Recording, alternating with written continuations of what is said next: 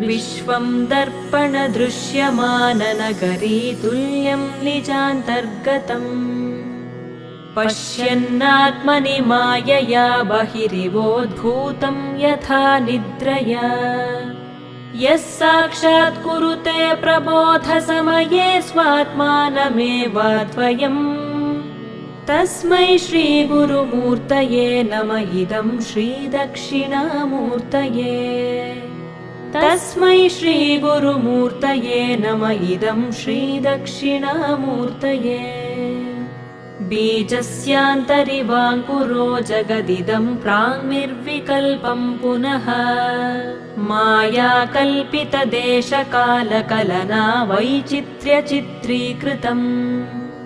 मायावीव विजृम्भयत्यपि महायोगी वयस्वेच्छया तस्मै श्रीगुरु